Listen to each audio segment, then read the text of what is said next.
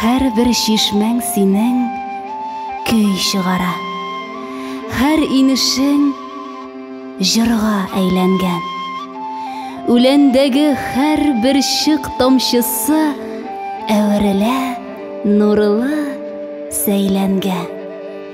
Her soqbağın sinin şiğer yola. Zor көмек хор her bir urmanın.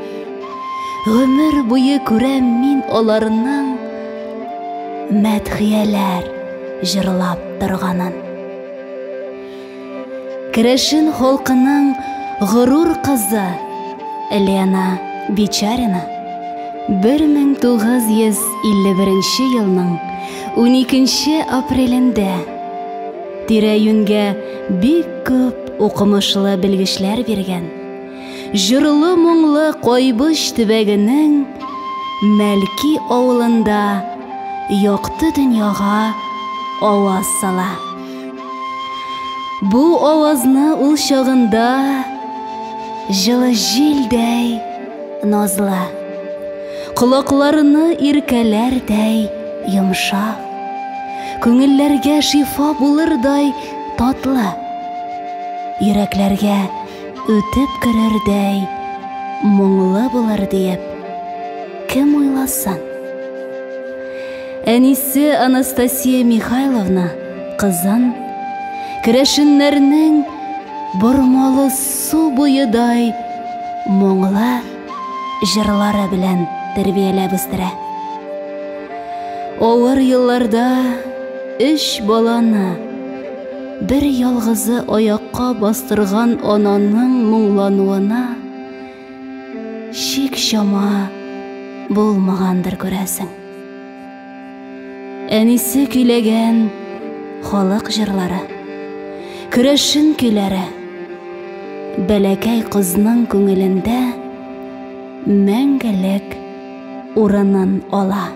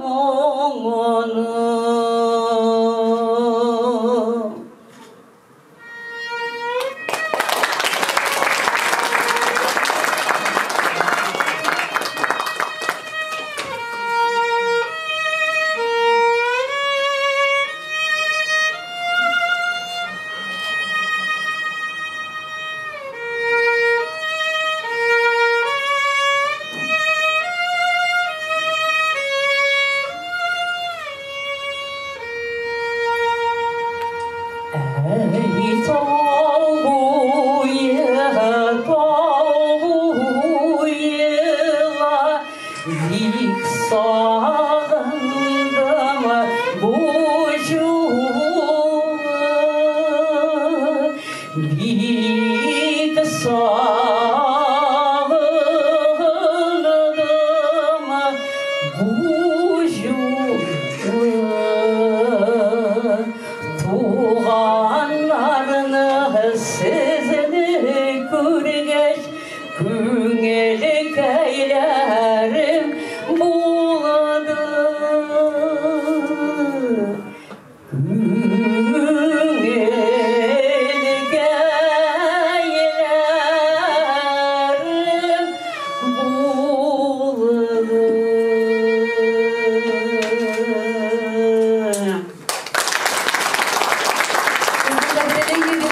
Татарстанның халық артисті Лена Бичарина.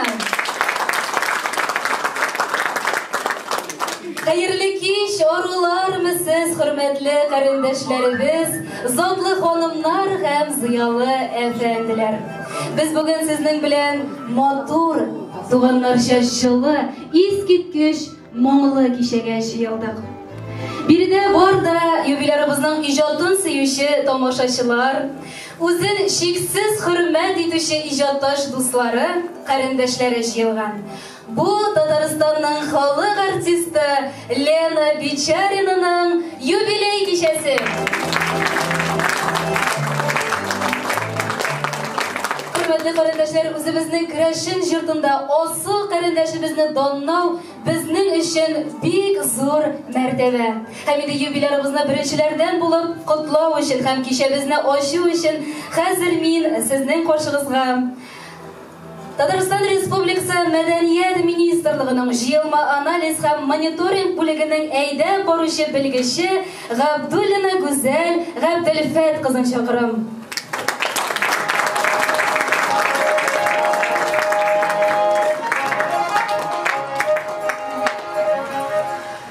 Хайырлы кич, кадерле дуслар, кадерле карындашлар, арумысыз.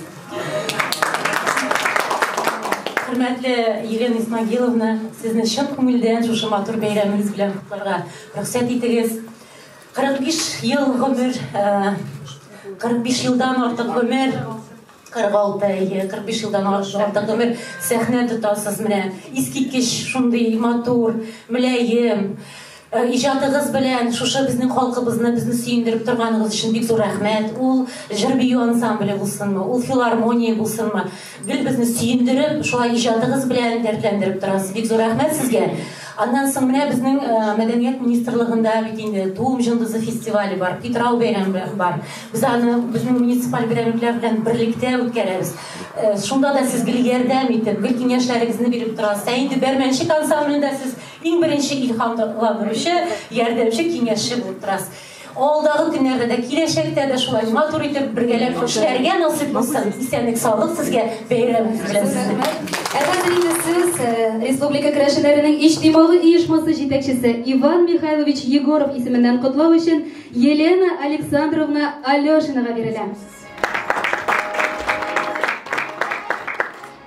Уважаемая Елена Исмагиловна, Иван Михайлович у нас находится сейчас в деловой поездке в Крыму, но он поручил мне вас поздравить, поклониться вам за ваше творчество, за вашу такую богатую, добрую и хорошую жизнь. Вот, и поручил мне вручить вам золотой знак наш за вклад в развитие культуры народа Татарстана и премию 50 000 рублей.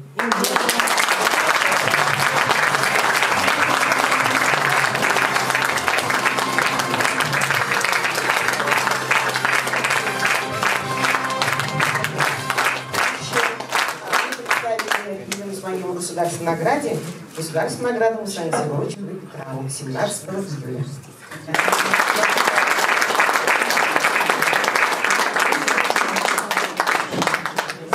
Хөрмәтле дуслар, хәзер инде сүзне үзебезнең җырчы Җәкәү җыртының хуҗабикәсе Людмила Даниловна Билаусовага бирәм. Аруларымыз туганнар, безнең бәйрәмгә килгән дуслар, хөрмәтле Елена Исмагиловна. Менә безнең менә бу күркәм юбилей бик зур залларда үтәргә лаеклы бәйрәм. Шулай да без аны бүген үзебезнең йортыбызда, үз көебез белән, үз өебездә, җырчы Җәйгәү йортында уздырабыз. Менә бу безнең өчен бик зур шатлык. Үзебезнең йортыбыз булу, шушында туганнар белән җыелыша алу, үзебезнең асыл затларыбызны, нәслебезнең асыл кешеләрен шушында чакыра алу, шулай аларны шулай зурлый алу. Безнең залларыбыз кечкенә булса да, күңелебез киң, яратуыбыз чын.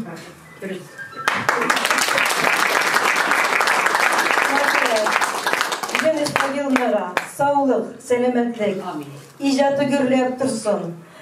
Алдагы юбилейларын зур залларда үткәрергә язсын. Пандемиялар бетте. Бу вируслар, коронавируслар бетте.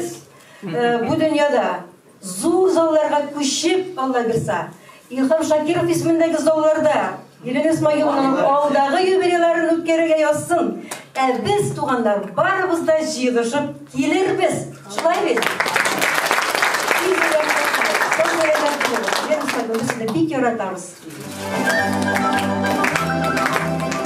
Элих тау буя, юке урманы, бәлге үлән баскан урамы, кышкы көннең салкын бураны. Мин шушында дуслар туганмын.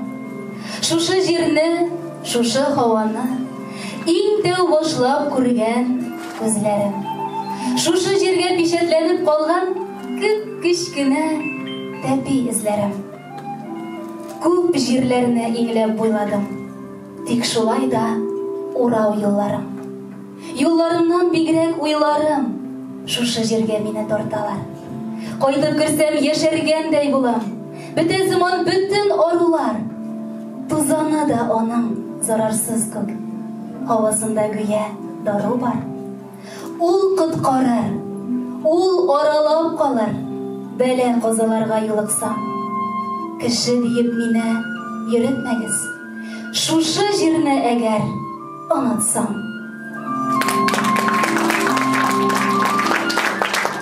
Адәм баласы өчен туган җиреннән дә гүзәлрәк урын бар микән дөньяда? Лена Бичаринаның да йөрәк түрендә туган ягына булган олы мәхәббәт яши. Туган ягыда үзенең талантлы кызын онытмый. Кайткан сайын кылач җәеп каршы ала, кабат-кабат чакырып җырлаталар аны авылдашлары. Менә бүген дә авыллары белән җыелып килергә дип уйлаганнар иде. Безнең залыбыз бик кечкенә шул дигәчтен, үзләренең изге теләкләрен алар башка юл белән җиткерергә булдылар. Игътибар экранга.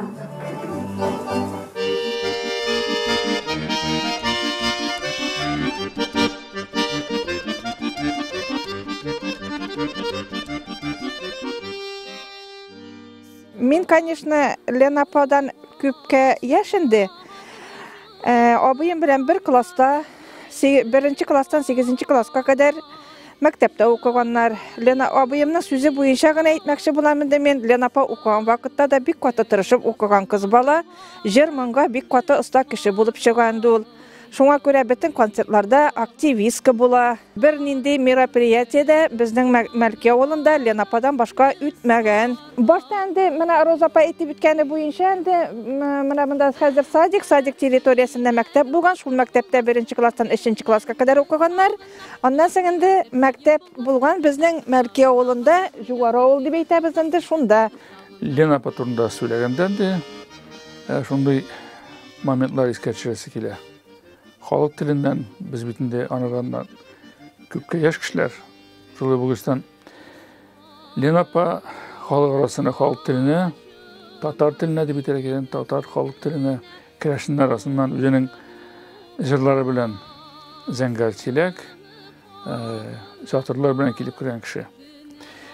1975 елда Искор заводында эшләгән вакытта, анда җырган булган Үзешәннәр булып катнашып йөргән иде, Мустафа. Шунда иштәләр битен син матур җырлыйсың, катнашып кара дигәннәр konkursta. Konkursunu ilan etken bulan объявил Tatar Devlet Büyük Hemzer Ансамблі.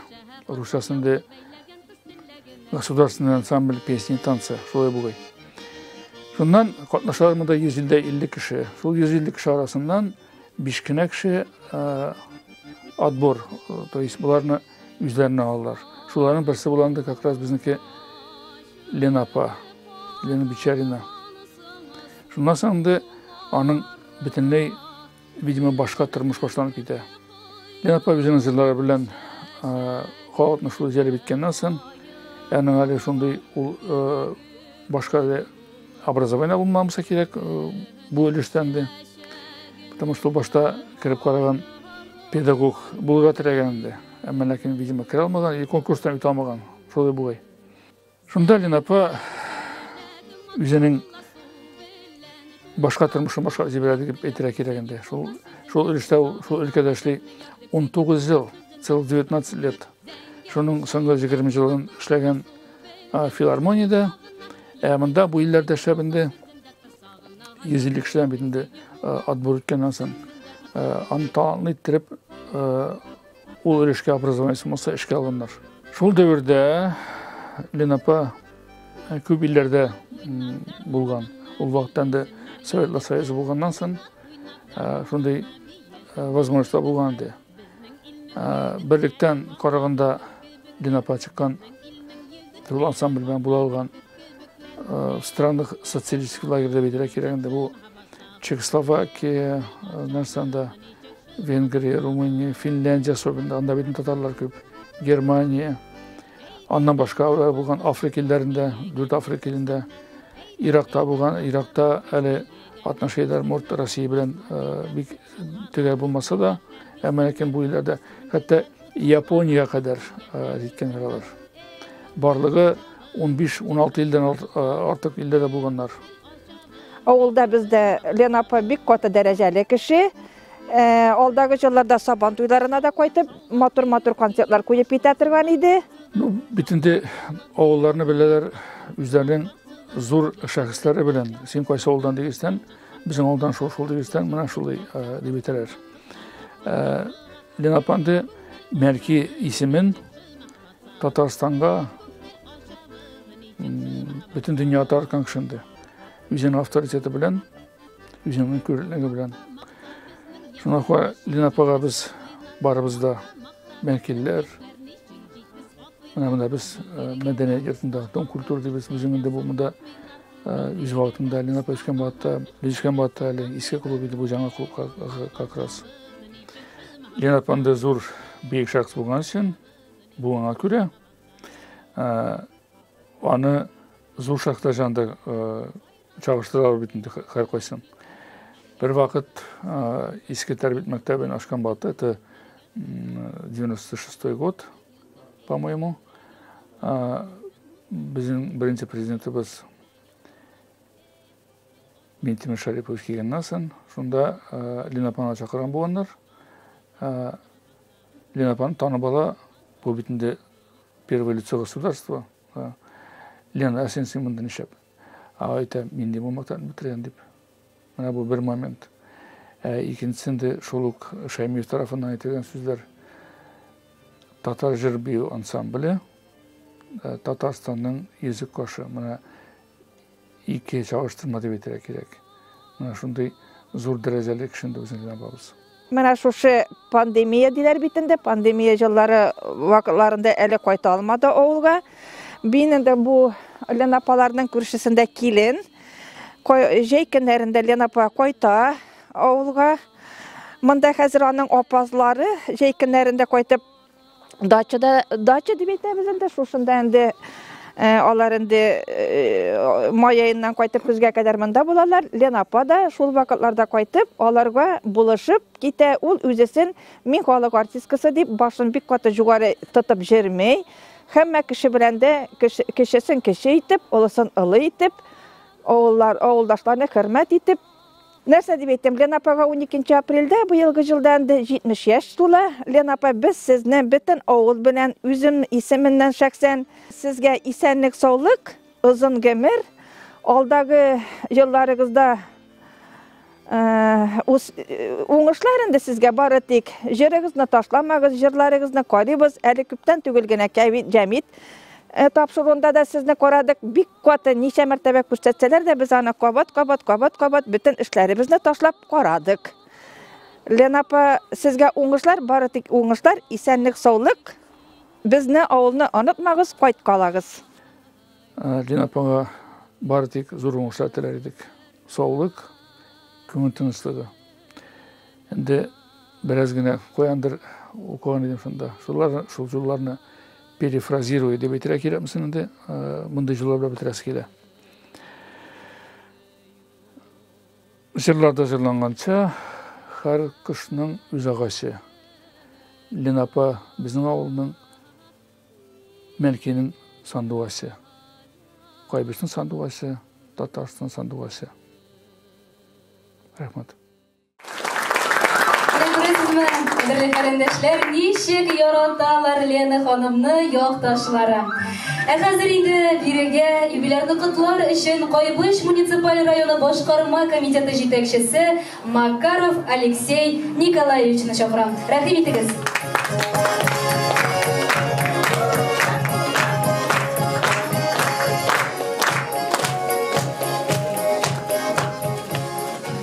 Кадерле дуслар, хөрмәтле Елена Исмаиловна, мин инде Кайбыш шагына сезгә иң кайнар, иң изге теләктән алып килдем. Кайбыш башлыгы, Кайбыш районы башлыгы Альберт Игзар улы Рахматуллиннан һәм инде барлык Кайбыш районы кешеләреннән, особенно керәшеннәреннән сезгә иң зур, иң кайнар сәламнәр. Без сезнең белән горурланабыз. Siz Кайбышыбызның иң күркәм, иң күренекле кешеләрнең берсе, һәм инде хөрмәт итәбез сезне. Һәм шушы олы юбилей уңайыннан сезне котлап, сезгә инде район башлыгының рәхмәт сүзләрен һәм инде котлауларын сезгә тапшырырга рөхсәт итегез. Хөрмәтле Лена Исмаил кызы, сезне күркәм юбилейгыз белән тәбрик итәм. Сез сәхнә остасы, гарур яңгырашлы бәхет тавышка ия җырчы. Безнең яраткан якташыбыз, күп кырлы талантыгыз, тырыш хезмәтегез аша тамашачы күңелен яулап алган шәхес. Татар халык җырларын, керәшен моңнарын оста, үзенчәлекле итеп башкарып, тамашачы йөрәгенә онытылмаслык мирас итеп салып калдыручысыз. Мәдәният өлкәсендә яулаган уңышларыгыз, дәрәҗәле исемнәрегез моның чын дәлиле. Сезнең уңышларыгыз, уңыш рольләрен яулавыгыз, һичшиксез күп еллык фидакар хезмәтегез, сәләтегез, күңел биреп эшләү нәтиҗәсе. Сез бөтен тормышыгызны матурлык, гүзәллек дөньясын тудыруга багышлаган шәхес. Сезгә сәламәтлек, күңел күтәренкелеге, илһам, үз кешегезгә һәм киләчәккә ышаныч телим. Алга таба да сезнең хезмәтегез, талантыгыз, якташлар һәм тамашачылар күңелендә бары тик кайнар хисләр генә уятыр дип ышанам. Кайбыш иң изге теләкләр белән Кайбыш муниципаль районы башлыгы Альберт Игзар улы Рахматуллин. Сезнең алга таба да матур җырларыгызны тыңлап инде. Менә безнең Кайбыш районыбызда быел 30 еллык юбилей үткәрә. Без дә сезгә шул юбилейга көтеп калабыз. Чакырабыз сезне. Ул 5 майда булырга тиеш. Шуңа күрә без сезне чын күңелдән көтеп калабыз юбилейда. Рәхмәт сезгә бик күп. Алга таба бик рәхмәт.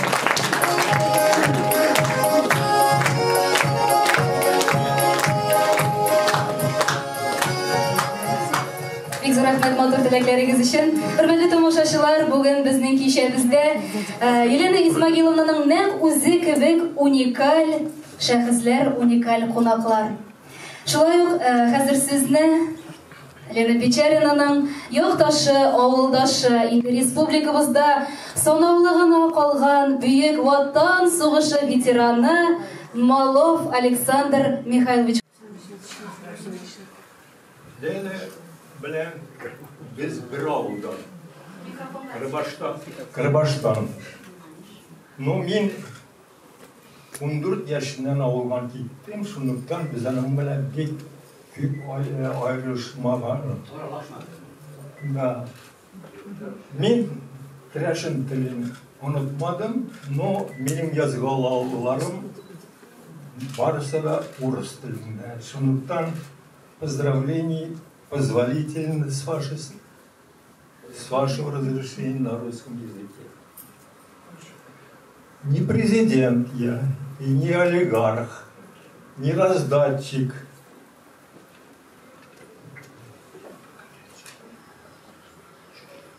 Украшений ярких.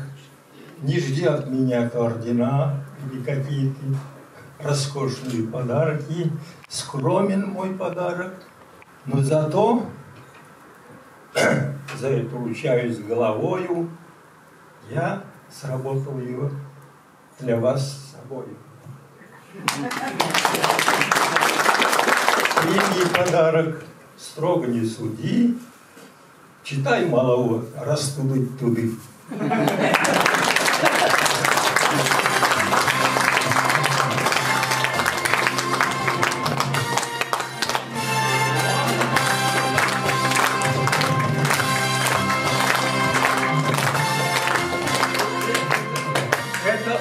Это одна из 10 моих книг. Она о Кряшине.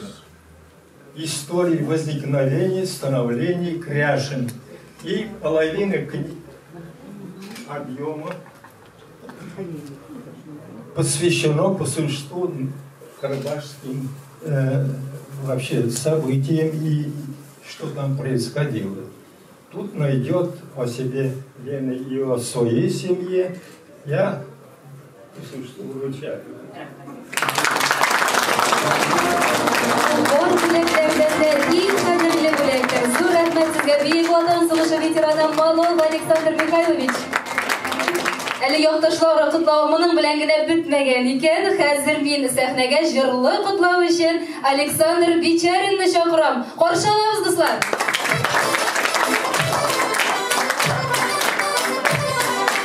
Әйләннәр белән барыгызга.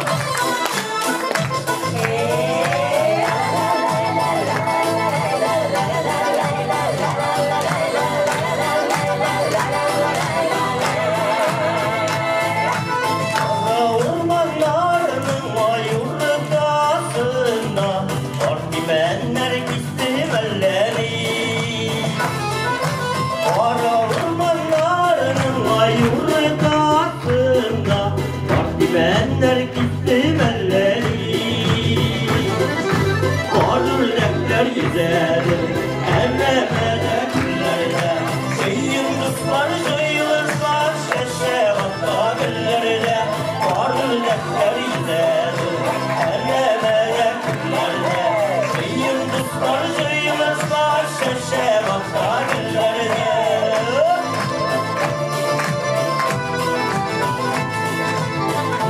Ömürlerinle bu yıllarında tatlı olsa gideriz birge. Ulan ömürlerinle bu yıllarında tatlı olsa gideriz birge. Şiidim çilek, çilekten kaydık yine. Çilek'in işin evlesin diye şu kaysiye. Çilekten kayıp yine Çilek'in işin evlesin diye şu kaysiye.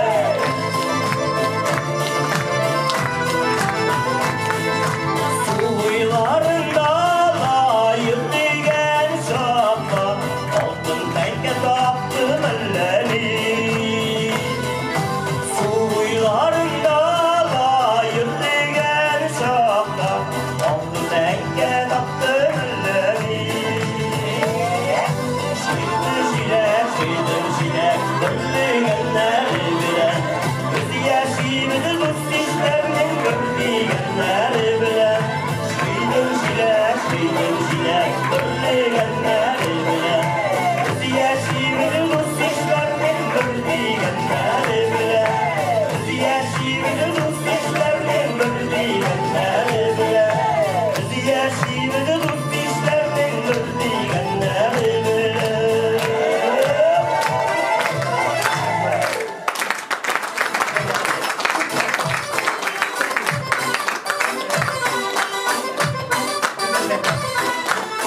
Лена кечкенәдән үк укытучы булырга хыяллана. Шушы хыялланы 1968 елда Казан дәүләт педагогика институтына алып килә. Дөнья халыклары, алар яшәгән илләр кызыксындыра аны. Әмма институттагы конкурс киләге булачак укытучының канатларын кисә. Авылына кайтып күренергә кыймый йөргән кызга туганнары күн заводында эш табып бирәләр. Әнисенең бер туган апасы Мария Михайловна аны үзе йөри торган сәйяр ансамблендә чыгыш ясарга чакыра. Шулай итеп, Лена сәйяр ансамблендә җырлый башлый. 1975 елда Габдулла Тукай исемендәге Татар дәүләт филармониясе чит илләргә гастрольгә китәр алдыннан җыр һәм бию ансамблен яңарту максатыннан конкурс игълан итә. Конкурста 120 кеше арасыннан бары тик 5 кешене генә сайлап алалар. Шушы 5 кеше арасында безнең Лена Бичарина да була.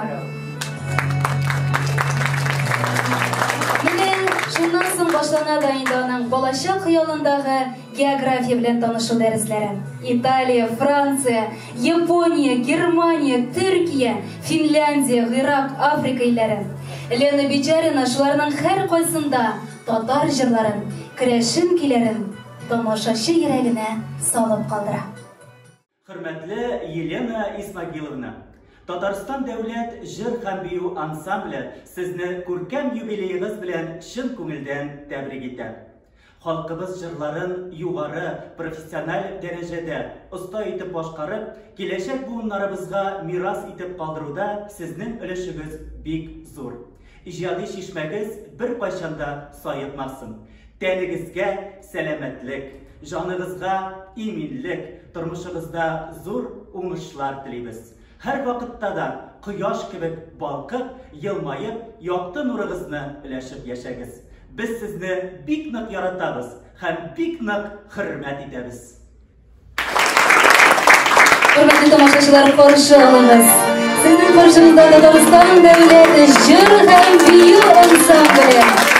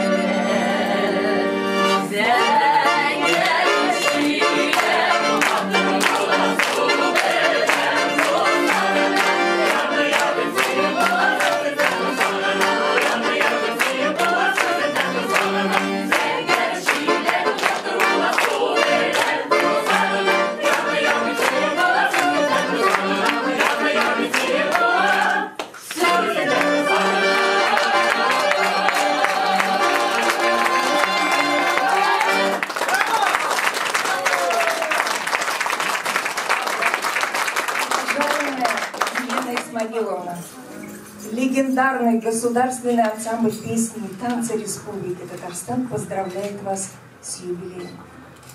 Желаем вам крепкого здоровья, больших творческих успехов. Мы помним и ценим вас.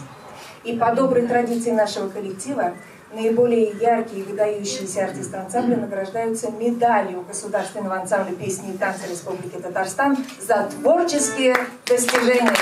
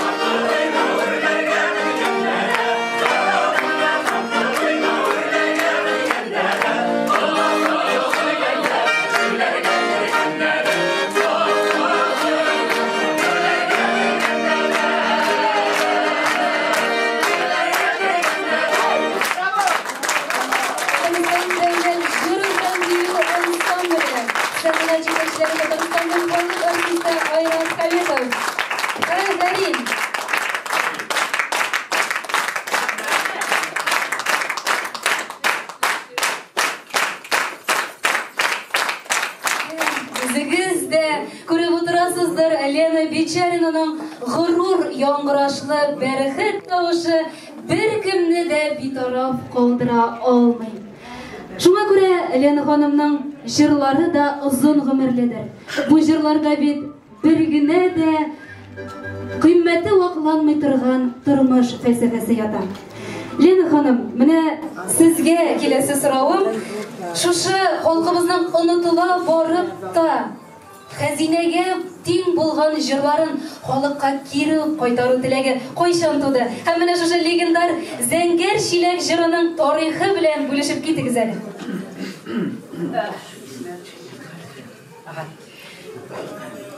Шул ансамбльдә эшләгәндә бит инде 70-нче елларда 2 җыр радиога яздырдым басмасына. Шатырлар, Зәңгәр чиләк.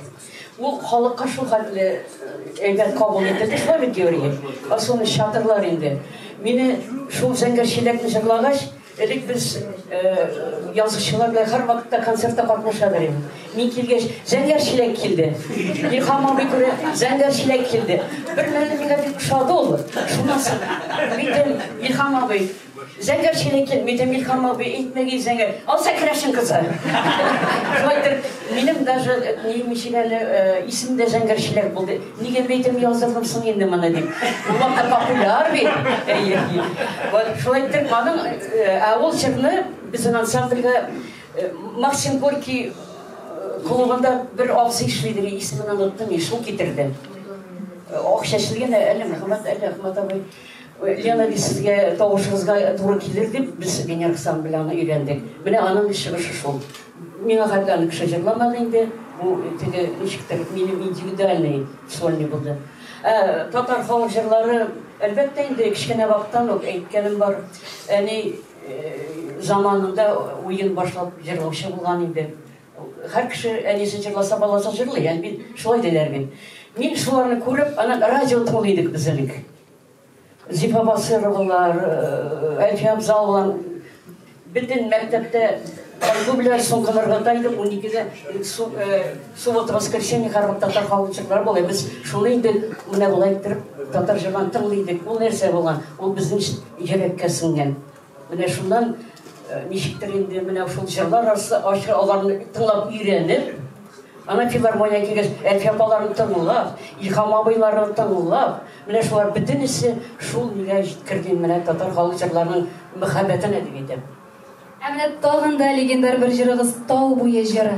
Тау буе ул ул да әнинең шул уен җырында уен башлаганда шул җырны башлап һәр вакытта җырлаган. Ну, әнинең сүзләре кине калды, сүзләре сәхнәгә туры килми. Анда ничектер кара-каршы өстәл артында шулай җырланып торган кызлар, җегетләр аркылы. Мин инде үзем сорный булгач, миңа ул сүзләр туры килмәде. Мин бу әйбер белән инде менә безнең Георгий Ибушев бер җырда тордык. Георгий минтә менә миңа шундый җыр. Ул аны бер суткада язып бирде. Менә шулай итеп бу Георгийның җиңеше.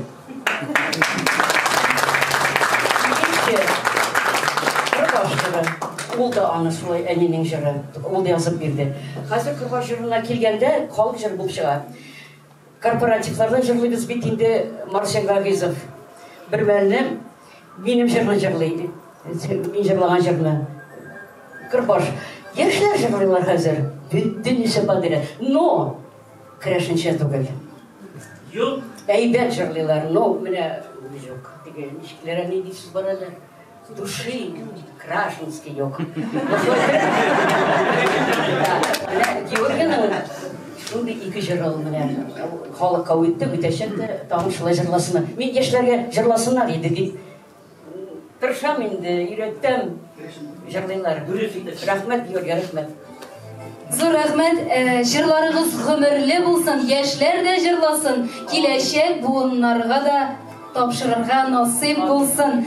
Хөрмәтле дуслар, без әле берничә җырны гына әйтеп үттек. Беләсезме, менә Татарстан радио телевидениесының алтын фондларында Лена Бичарина башкаруында 20-дән артык шундый уникаль җыр саклана. Тау ягында туган кыз бала җырчы буларак Казанда җыр һәм бию ансамблендә формалаша дидек. Ансамбль Лена Бичарина өчен иҗат мәктәбендә, тормыш мәктәбендә була. Ул еллардагы хатирәләрне барлый башласак, безгә бер генә кич җитмәс шулай бит Лена ханым.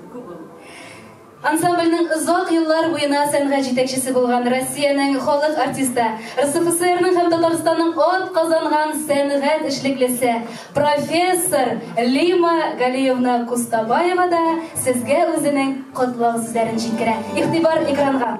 От всей души поздравляю тебя с замечательным юбилеем, с твоим прекрасным юбилеем, и хочу от всей души сказать, что я всегда помню, люблю и восхищаюсь твоим замечательным талантом.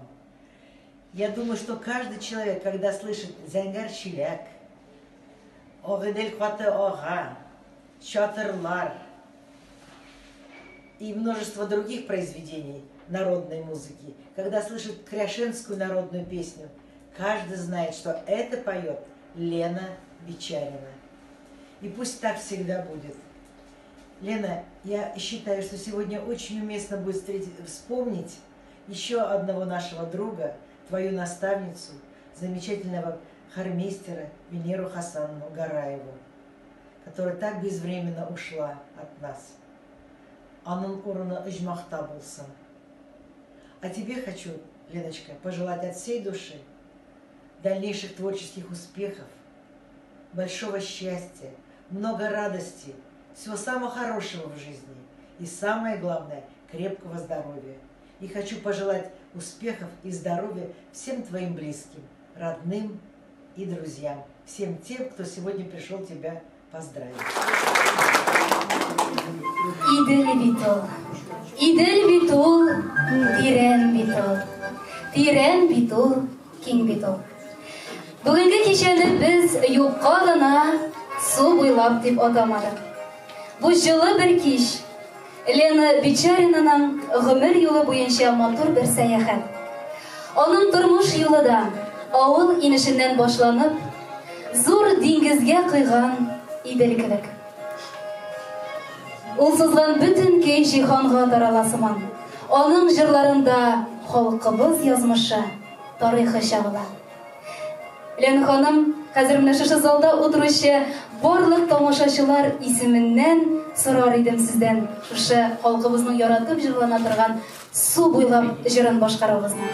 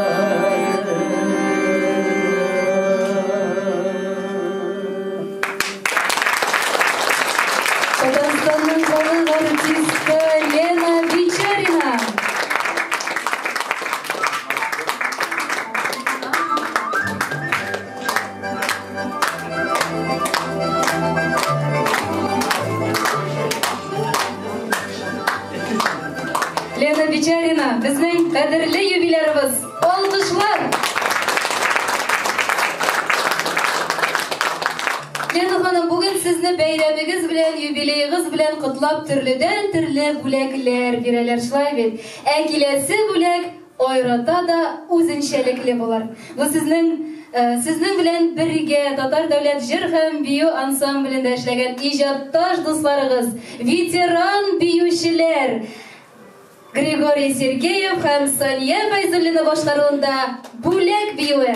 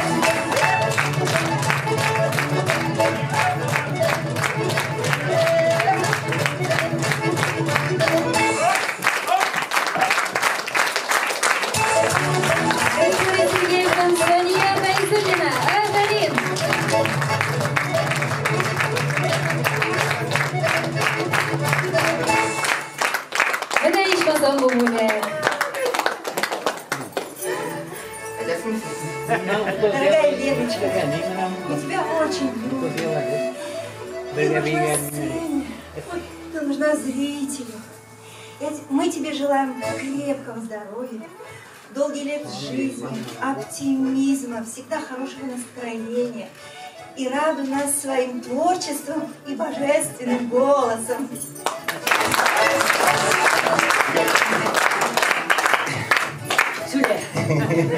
Мен көп сөйлей алмаймын енді, конечно, мен көп сөйлерге білмеймін. Иә. Мен, наверное, скорее всего, сізден де алдан білген кішімді айырмын. Потому что біз ансамблеге начало, менің уже өзімді білгеннен бері білем уже. Қалай бетін? Мемлекелі еші. Мен аны өзім шәлге аратып, түдәйдіп дәйдім. Анара ең матур нейін барар, мен матурым деп айтам еще. Потому что аның исімі жесіміне атыры келеді. Сен білесің өзіңнің, если бірінші тепшіктен әктерде елінай әсін аңлатқан сен, құяш яқтысы, құяш нұры. Сен шынап та шындай. Сене сахнеге шыққаш, міне, бірінші білмеген кіші, міне, mesela мен аны көріп, жігіт башым білән есі көрсен, ара мына концерттан соңсызды Парисы келеді. Ара матушки жырлаулары, көздері отак еттіріп жырлаулары. Біз даже программ вақытында біз бетінде бейді, өзіміздің үйіне кіріп кетеді. Лена бізден соң салері бетеді. И біз яңадан кіріп, тыңлайдыр яғы. Раздевалкада отырмайдыр, именно аның павышын кіріп, тыңларға кіреді бейді. Иә. Әлі команда болсын, давам етсін. Лена, матурым, мен сеңа мына бүгін көрініп тұра, сенің нең тошып тұра. Сен әлі эмоциян жырлаулары, шынап көздегізде әшеттігіз беттені. Сен әлі жырларға, сеңа бәқітлі қуаттылық келсін. Сен самом деле бәқітлі, потому что сен әнейіңне қорадың. Ол сеңа көңішлар, яқшылықлар тілеп ята, сеңа жіберіп ята күн сайын. Сен шынап та шундай, сен білән бүтін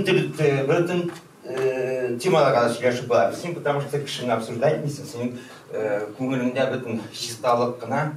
Кішінің нендей сифатлық берілген, яқшы сифатлық, сенға бүтін үсілі бар. Даже, шулай. Сен шынап та яқты, Зуля исімі айтылмаған мүмкінде яқты мұғылы кішесі. Рахмет сіңа. Сәнді қалмасын.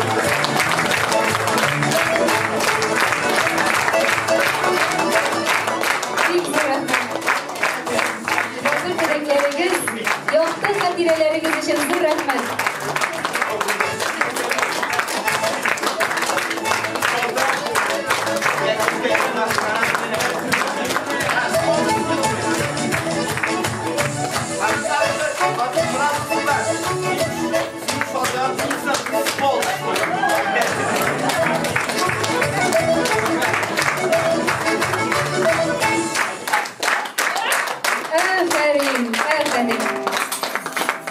Яшілік дәрді ташып тұра бет үзләрінде. Достлар, менә шулай безнең кичәбез гөрләгәннән гөрли, кызганнан кыза, нәкъ шуның кебек үк Татар дәүләт җыр һәм бию ансамблендә иҗаты чәчәк аткан чорда җырчының әнисе сукраеп урын өстенә ята. Хәле бик авыр була.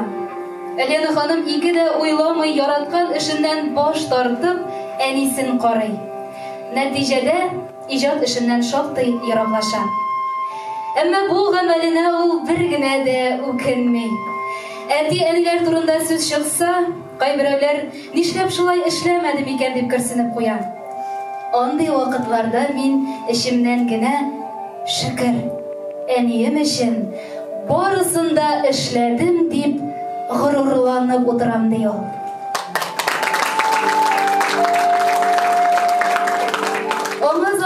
Талантыңны әрәм итмә, айрым концертлар әзерләп киңәшләр бирәләр. Һәм әнисе вафатыннан соң ул кабаттан иҗатка әйләнеп кайта. Бу юлы инде Татар дәүләт филармониясына Бүгінгі Шәуыл филармония қоршындағы Илхамият сәхнә ветераннары клубы әгзасы болып тұра. Менә шушы клубтағы ижатташ дуслары да оның бүгін Татарстанның халық артисты Фердинанд Сәләхов җитәкчелегендә құтларға деп үзләренең матур теләкләрен җиткерергә дип килделәр. Каршы алабыз Татарстанның халық артисты Фердинанд Сәләхов. Татарстанның хатын-кызлар артисты Зәйтүнә Яруллина, артист Әлифә Вәлиева. Hayırlı kez dostlar.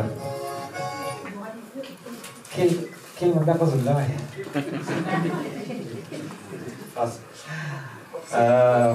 Şimdi taşlay, bizden düşman ayırmadı, bizi sevit ayırdı.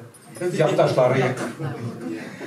Lena o çok ayıpmış tuğa pas. Tu bir konuşkanda yaktaş, ikinci konuşkanda yaktaş tügül. Şuraya gömürler uzdaydı. Giriş ayıttım ya, min üzümünü bilen bilgen bilinen. Min sekada 40 yıl indim. Hani Lena'nın şey yokken, hani sondan bilirge olaydı kopma. Şimdi dostlar, mınday artistlar, hani Lena'nı mezak etip hani tügül. O bizden Aplatuğay isimindeki devlet filarmoniyasının Hamiyet Türkmen'de son yıllarda bir aktif işledi. Biz Rusya şehirleri, Tatarstan avulları, Tatarstan şehirleri bulup bir көп konsertler verdik. Şu pandemiye kadar.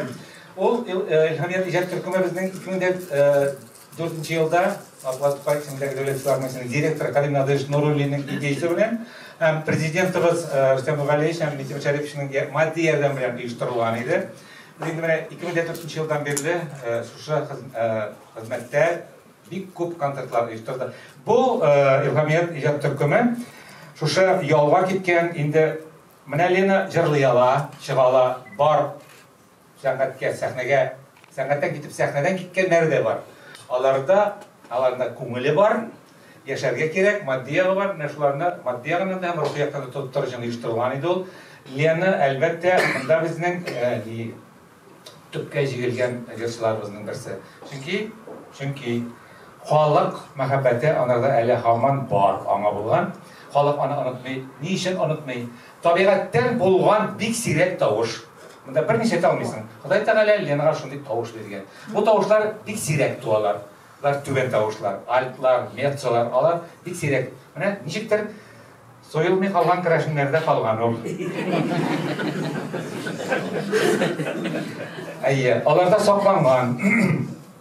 Һәм Metsalarda, altlarda tavuşlar alar barlıqqa var. Әмма ләкин анда bir әйбер бар, аның тембры булырга тиеш. Тембр тауышның төп байлыгы, төп бизәге иң шушы кеше менә нишне Абзалов. Әлфия Баков зырлаучылар бик күп. Әмма ләкин Әлфия Абзаловның тембрда, Илхам Шакиров тембрда, Лена Бичарин тембрда берәүдә дә юк. Ул аларда гына.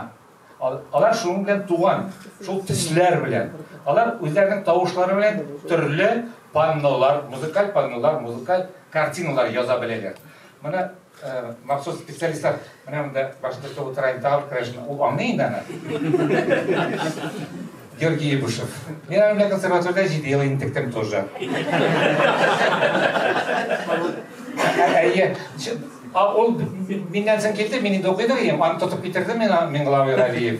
Киләбез, кереп утырабыз, мин авырганнан соң аның белән бер группада укый башладым. Ибушев кая? Албин юк. Кая киткән? Белмибез. Тагын тотып китерләр, син каяйың? Әни мин сагындым, мен кайтып Ташлыда кайтып китер. Әни сагындым, мен кайтып киттем. Оларым аштайым, мин Владимирда идем. Консерваторияга кирүү вообще мәзәк. Килеп жырлаганда кайтып. Эми турымда сине. Кайда икән? Неге жырлаганда кайтып киткән. Тагын 8. Бурын юк дигән бик тапшырды. Җыгып кайта бурын юк. Тагын 8 экзамен берәс. Менә крашеннең кем икәнен белчүнәм белгән. Бу характеристика. Ленасы да шулай. Әгәр характеры булса, менә бу тавыш белән, бу иҗат байлыгы белән Татарстан дәүләт җыр һәм бию ансамбле ул безнең гербыбыз, ул безнең йөзебез, милли йөзебез. Дөньяның күпме почмакларында ул татар илчесе, татар җырчысы булып барган кеше. Аның аягы басмаган туфрак, җир, ком юк. Чөнки СССР дигән дәүләт mərhum dövlət sostavında onlar bütün dünyanı eylənib çıxdılar. Həm şol ansambldə ol başlab zirlavısı. Bu ansambldə onun orkestri var, xoru var, biyu türkümü var. Onlar 100'e yakın kişi. Hem şunda sen solistka bulup dünyanın qaysı Afrikada munçalaq taqqanlar başına шығып zirlağı. Mamazistan kelgan bir jizshi. Moskva, Milanda, jırlarınızga. Тем более Италияда. Hem qoyagına mına indi men 40 yıl sahneden ben icad ettim. Qoyagına işlesek de her vakit alkışlarına Lena deyişince biz ana Urval deb aytardik. Alkışlar ama her vakitte da qoynar bular.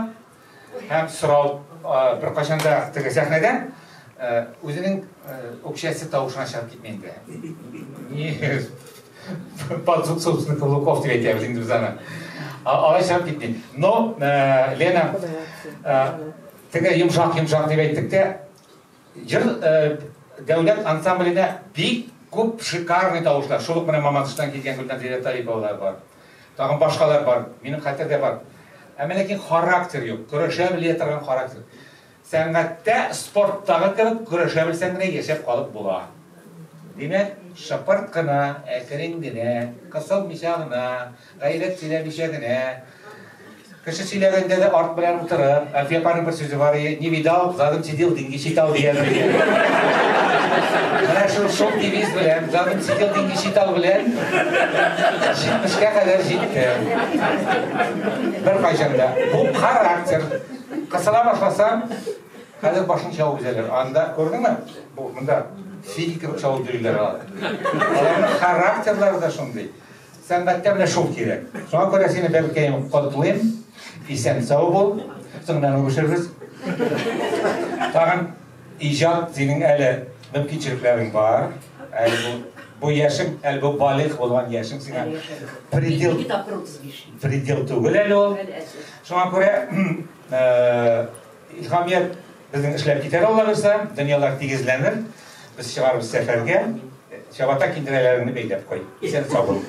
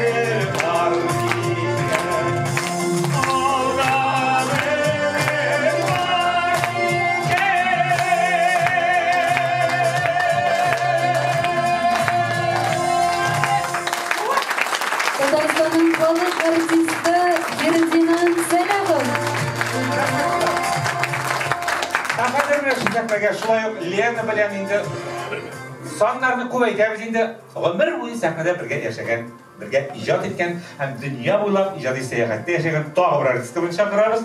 Татарстанның атқазған артисті Зәйтүнә Яруллина.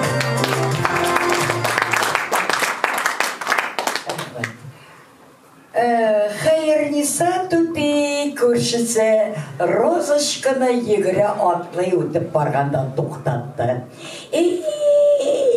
Михаил қызы, сен соғына тұрасың мы? Қая шығасың бұқады? Әлі кеуге мазарға шығасың мы? Шығам шулай кейім, шығам. Күндöşlerime üşitip aşudan. Olayken kızım, olayken Tiyin şığın bitbelekey kurne tügülmesin kızım. Hey, hayırlısı tüppi. Sizin zamandağına bitti. Yastığı, düşeği, şıbıldığı, minderi, tavası, tavaşı, üsküyümleri olağı bilen diyegenler. Birdeydi, dünyanın şayet bilmegenler. Orayken kızım, orayken biz bit ömürlükке çıkaydık. Hayır, onun müşkülge şunası da ben çıkken.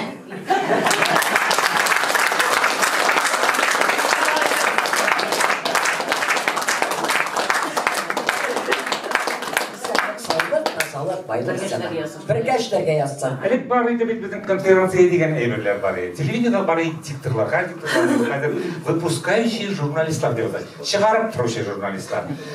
Журналистлар өздері жазалар, өздері сөйлейлер, өздері алып баралар. Бар еді сәхнеде заманнар. Сен сақтатар жеткенде попробуй бір сөз айтып қара. Айрат Арсланов, Назия Минкина, анда Зәйтүнә Яруллина, Әлифә, Güzel Mustafa'na hem başkaları alıp baruşular. Fakat alarga gına söz irige berilgendir. Biz yılçılarga da, beyişlerge de bir söz etirge yaramaydı.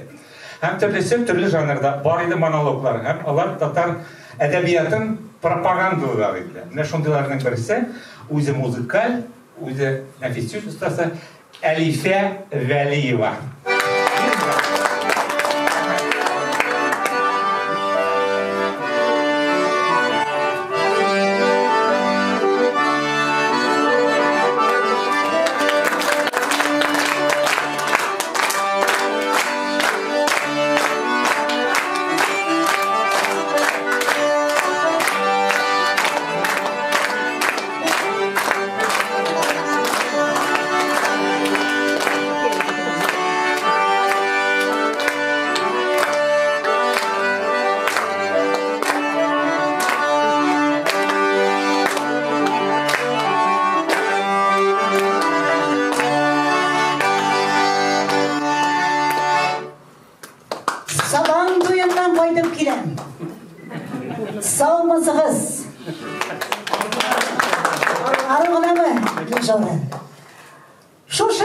Sabah toyunda bulgan kızık hem gönüllü hallerini sizge de silem ödeyim. Bugün güne bizden sabah toyunda bütün oğul hizmet görsetkişleri boyunca bizden oğlumuz birincilik aldı. Oğulga kalgızında da hizmet görsetkişleri bizdeki bilen bir tim bulgan. Tik olan oğlumda yılına bir tapkır da kulturu hem sport meripiyatlar uzdurulmagan. Ondan oyunlarına uyuşturup avullarında gençler yoktu, şehirge gitip etkenler. Bizden avulda da bir güne yaş kişide oturup kalmadı. Sizden gibi gitip ettiler. Avulumuzda yaşlar yok deyip durmadık. Rayon Uzak futbol komandasın yarışqa çakırdık. Zülhicce abiniz правый защитник. Керим abiniz левый. Макарам abiniz требитель. Галим abiniz бомбардер. Тегелерінің бұратары ұзған елғаны армиядан қойтқан болған дей, һәм Галим abinizдің қозы Ғалияны яратып үйленем деп берген болады. Галим abiniz әкірен кенеттігінің құлағына барғанда, егер де мен тұтқаны тұтсам, смотри, Kızımды сиңа күйеуге бердім деген. Соң шулай итеп, Галима әбейгіз тұп дейді. Әттеге егіт тұта алмаған болып, я оңға, я солға дәгәли. Галима әбейгіз хитребейт. Футбол ойнағанда әлі ояғына галош киіп ойнады. Соң тұп тепкенде, галошы да қоп-қоғатаға юлелі. Ансын да голға санадылар. Өзіміздің братар Сәғит бабағыз қолына сәнәкті таптырды. Күгілерінің нападай işçileri біздің қопқаға 30 метрден яқын келе алмадылар. Екінші тайымда Сәлим әбейгіз штрафына кетіріп тепкен еді. Түгілерінің братары топны тұтып талды міскін һәм 20 минуттан ала алмай жатты. Бақтың ise Сәлим әбейгіз топ тепсе олым, одары смертельный екен. Шылай тіріптігілеріні жеңдік, 62 де іш білен. Әлі 62-ден болған болыр еді ол. Әгерде шул оңғара зір хижабегіз бұталып кермеген болса. Сың ол қойсы қапқа бізніңгі, қойсысы түгілерінің екенін. Бүтінлей ойырмаған. Типкен шолда көпме керек. Сабан тойында баш қадірлі ойындар да ұздырылды. Бағана башына іліп қойған итекіне Кәшәф бабағызы мініп алды. Ол бетінде ғымыр бойы міскін ешлерше киініп яратты. Бағана башына мініп те жетті. Джинсысының түбі жұртылып та кетті. Ятымнан жерге бүтінле түшмеді. Сым міскін қораңғыға шақлы шонда отырды. Әбесі ошарына міндіріп берді. Сабан тойларын әйбәт кіні ұздырып жібергеш, драм түгерек ештірді. Ғалия Бану деген спектакль қоярға жиына абзал олау. Ғалия Бануны 73 яшлік Сәлим әбейін, Халилні 80 яшлік Хасан қатынарға болды. Бір тапқыр репетация ұздырған едікті. Екінші күніне Хасан қат келмеді. Әбесі жібермеген дейді. Күнләші екен. Ярый, әлі шонысын сізге сөйлерге алып қалмын екен. Әлік, оғлыбыз кешлерін моторлап, яшлер, гармон ойнап, жыррашы бұзалар еді. Қазір оғлыбызда ондай көрінішлер жоқ. Біз өзіміз спорт қырылар, оғлыбыздың моторлығын сақлаймыз деген болып, кешлерін гармон ойнап, жыррашы бұзған бұлабыз.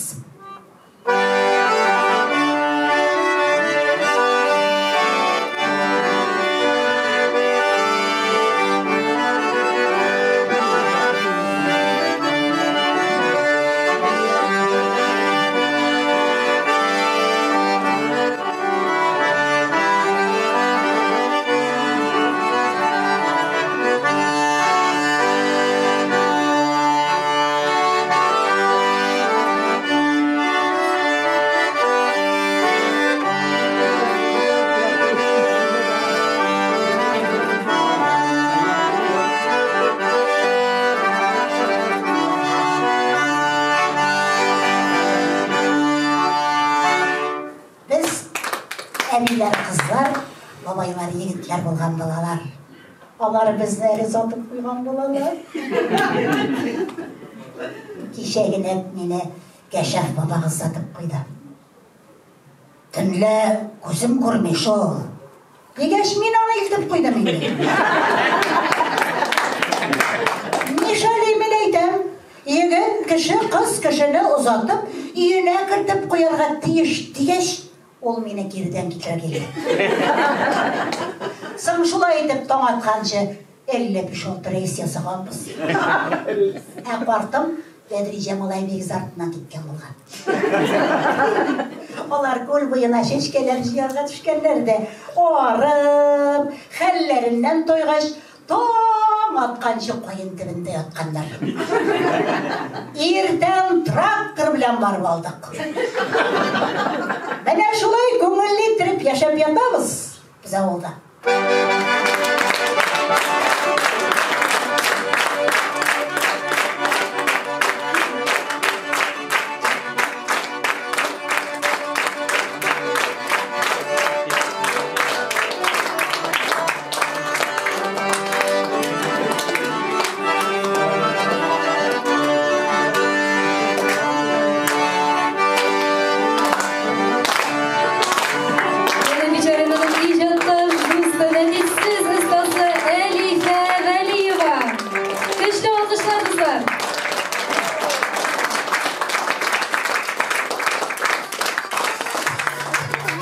Әлифә Вәлиева.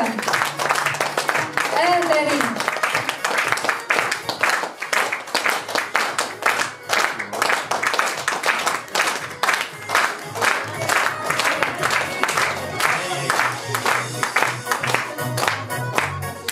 Хөрмәтле карандашлар, Керәшен халкы бердәм, ярдәмчел халык бит ул, шулаймы?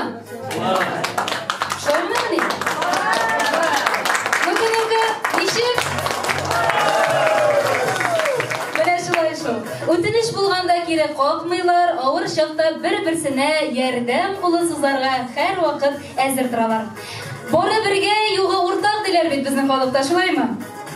Керәшен халкы ул бер зур гаилә кебек. Һәм безнең Лена Бичаринаның, Лена Төтәбезнең бу гаиләдә үзенең лаеклы, мәртәбәле урыны бар. Хәзер сәхнәгә Лена ханымның якын дустын чакырасым килә. Аларны Керәшен булулары гына түгел, күп еллык олы дуслык бәйли. Каршы алыгыз Мария Михайловна Семенова. Һәм аның җитәкчелегендәге Казан су фольклор ансамбле.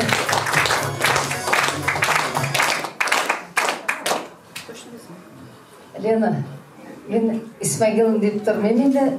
Без синең күптән таныш, күптән дуслар. Күп еллар буенча, 90-нчы еллардан бирле без аның белән таныш. Шул вакытта халыклар дуслыгы йорты төрле чаралар уздыра иде, концертлар куя иде. Безнең әле вакытта фольклор ансамбльләр юк иде.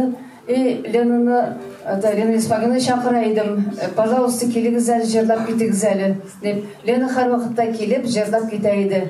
Аңа без бик рәхмәтле шуның өчен. Аннан соң 10-нчы елда, по-моему, без Бәрмәнчек ансамбле белән Петербургка бардык. Лена Исмагиловна шунда иде. Петербург халкы әйтәләр менә концертта катнашкан кешеләргә кул чапмыйлар дип. Чынлап та шулай. Берничә номерда кул чапмадлар бит. Без инде шуны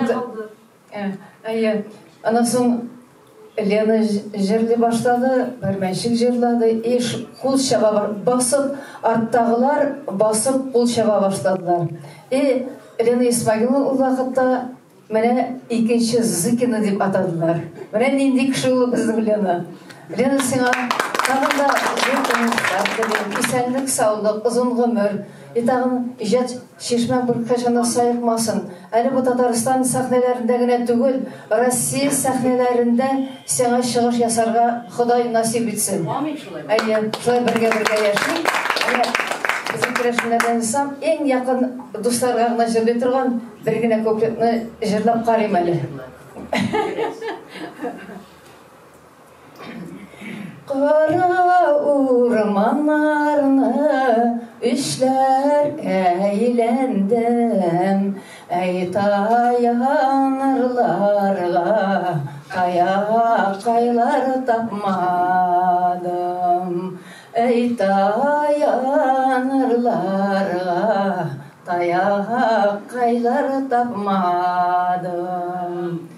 Күпләрне эзләдем мин, күпләрне күрдем, синең кебек дусны әле тапмадым. Синең кебек дусны әле тапмадым.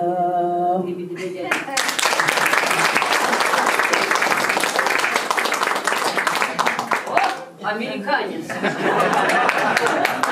Шама, что ли? Шама! Американский совершенно.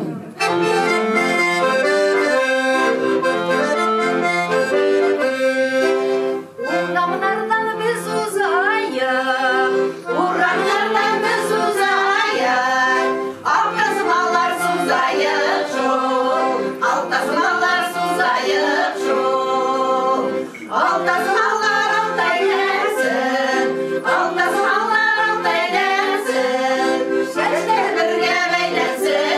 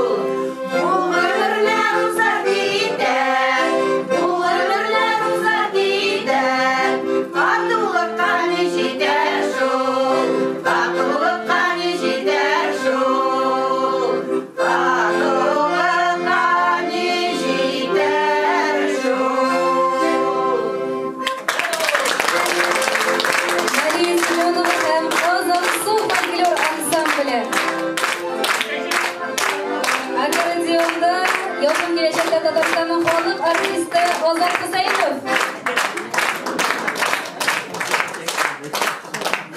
Дуслар, инде безнең Елена Исмагиловна әйтеп тә китте, җырларының тарихы турында сөйләгәндә. Якын дустым, иҗатташ достым Георгий Ибушев миңа җырларымның сүзләрен яңартып бирде. Әниемнең җырларын кабаттан халыкка кайтарды дип, якын дусларына, иҗатташ дусларына сүз биргәч, Георгий Ибушевка да Россиянең атказанган Татарстанның халык артисты Георгий Ибушевка да сүз биреп халык өнәре бирде.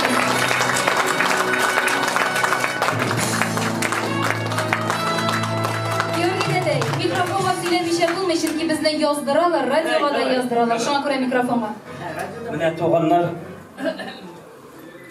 Лена татар җыр сәнгатенә үзенең кабатланмас, тирән, шундый куе тавышы белән килеп керде. Ул безнең халкыбызга дип әйтәсем килә, шул вакытта татармы ул, керәшенме ул, мин аны бүлеп ятмыйм. Үзенең йөрәген бүләк иткән, үзенең тавышы белән халыкны сокландырган, халыкның мәхәббәтен яулап алган җырчыларыбызның берсе. Менә ансамбльне узак еллар буе алар бизәп килделәр. Ике безнең керәшен җырчысы, аның берсе Настя иде, икенчесе Лена. Алар менә беләсезме, алар җырлаганда тәннән калтырану йөгереп уза торган иде. Тирән, түбән тавышлы, киң сулышлы, бу безнең байлыгыбыз, бу безнең өчен зур бүләк иде, без алар белән горурлана идек. Мин күп сөйләп йөрмим, тормыйм, чөнки инде бик күп матур сүзләр әйтелде, аларны кабатлап ятудан файда юк. Мин сиңа, җаныкаем, алга таба да уңышлар телим. Сөйнеп, шатланып әле сәхнәдә йөр, әле син үзенең картаямын исен йөрәк дигән җырың белән биеп җибәреп, халыкны гөр китереп күрсәтеп җырлый торган җырчыбыз безнең. Тавышын гөрләп торсын, сәламәтлегең нык булсын, иҗатта бул. Менә минем кичкенә генә бүләк, вот чәчәкләр алып ятмадым, монда бер машиналы.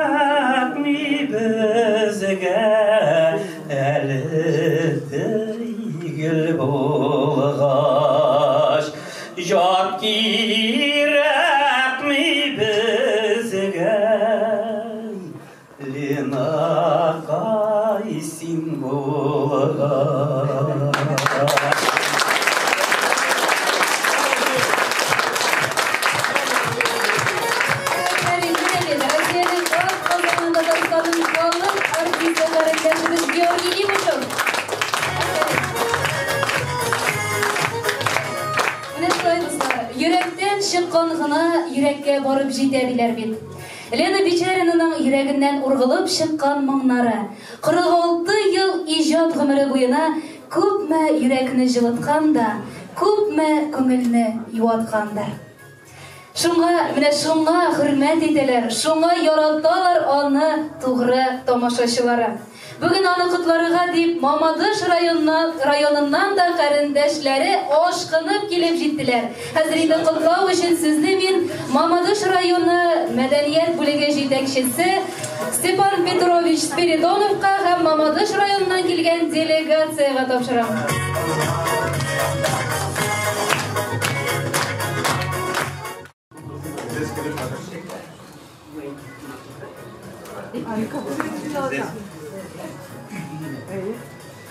Cemaat xeyirli kеш. Bizden cemaat Mamadıshda şunday hal. Kireçin çırçıları koyda tutsalar da alır Mamadıshda kılan.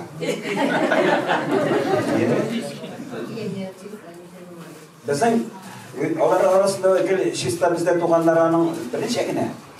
Bütün kireçin çırçıları Mamadıshda kılar. Çünkü Mamadıshda kireçinin en zor beyremi Petrouza. Менә ул Петрау аларсыз узмай. Ничегенде Лена Бичаринанан башка Петрау бәйрәме узсын. Әле Петрау бәйрәме генә түгел, мин анда хитрыйрак хатırlayам. Безнең бит балалар арасында конкурслар бар. Халык җырлары конкурслары. Халык җырлары конкурсына мәртәбәле жюри кирәк иде. Ул жюрига кемне чакырасың инде Лена апаны чакырмыйча? Конечно, Лена апаны чакырабыз. Yanlarına tuğu. Fakir var. Balalar onu görüp onun başına jırlaylar. Lena Бичарина jürидeydi deyip maqtansalar. Balalar vaxtları Lena apadan da kompetitivler atkışı bulur. Amurut meydi jırda. Halk jırda. Ne var? Şu an buraya Lena apa üzerine de tuğu. Bizden jüri her vakit birinci kişiden dur. Şu an bir Lena apa. Hadi sen. Şu an buraya Lena apa bizge Mamadısh rayonuna bir qadrli. Ol bizning o'zimizniki. Shunga ko'ra Lena apaning bu tug'an kunini o'zida olmasa da Golovabos Anatoliy Petrovich motor qotqol qoldirib, hamon qo'ltig'asidan chiqarmaycha quchoqlab turaman. Hozir topshiraman yani. Mana Lena apa Anatoliy Petrovich qo'ltig'idan ko'chgancha topshiraman. Bu эксклюзив ими, ручная работа. Bu берег, Крешна берега. Sizde bunu andıraydı. Bütün bela kazalardan sizin saklarla merhaba yolla versen. Değil mi? Nasıl Amerikası? Neden akışına basmadım, yine basmadım ben.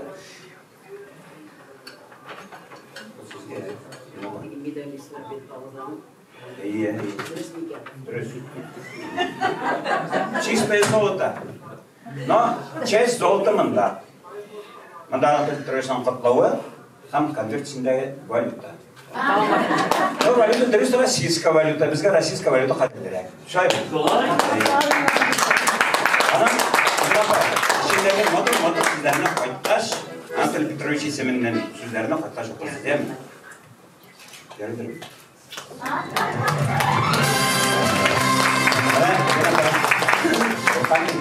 Эльмира Вахичевна сценарист, мена тегежерін зырларсың деп, тегежерін зырлар ашқан деймі?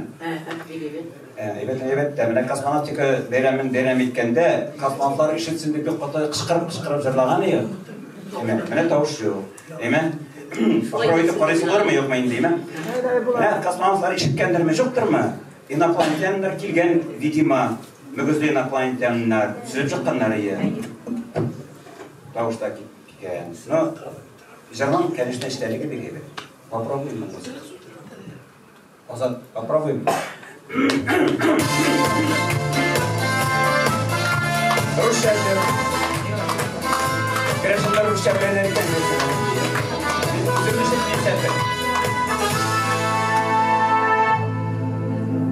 как будто в океан могучие ветра нас вынесли. И детство за спиной, и помним мы о нем единственно. И оказалось вдруг, мы выросли, уже мы выросли. Доказывать пора, доказывайте, на что годимся мы. И пусть учащается наш путь.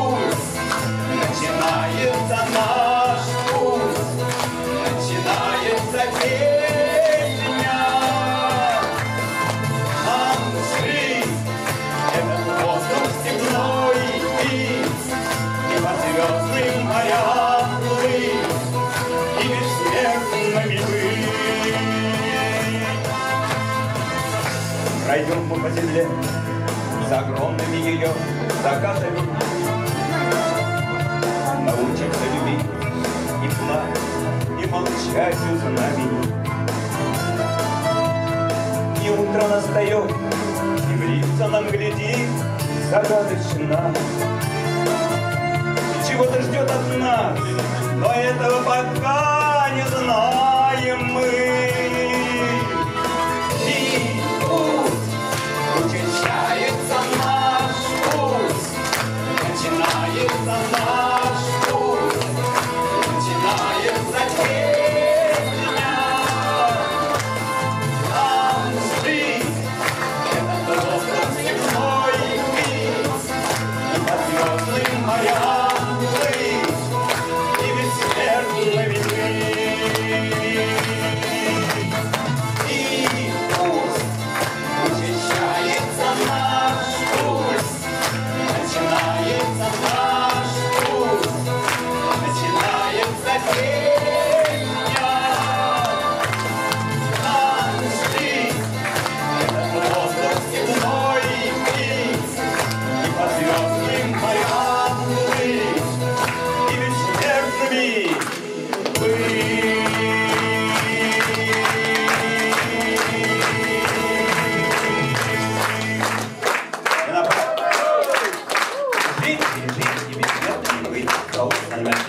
İcabı omuruşlar gelip birge nasıl görüşüp bir-birimizle uyanıp yaşarıyorsun. Görüyoruz.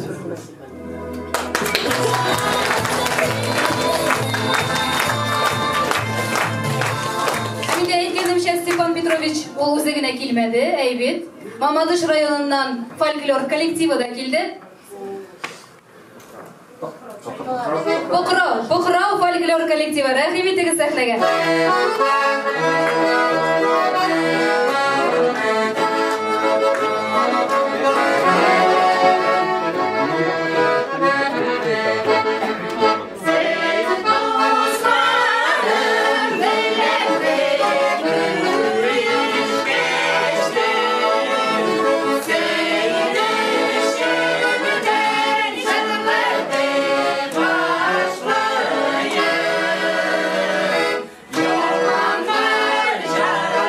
Yalanlar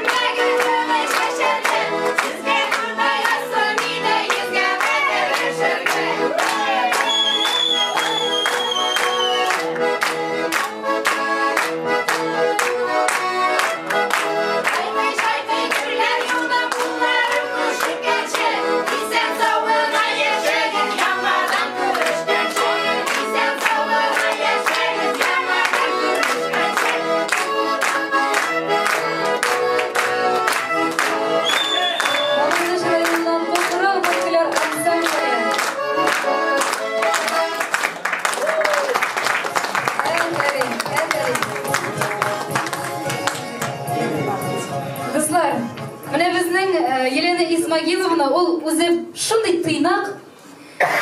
Менә без аның юбилеен үткәрик дип үзенә мөрәҗәгать иткәчтен, юк инде, сез нәрсә, мине онытканнардыр инде, кирәкми дип әйтте. Без аны көчкә шакка үгетли.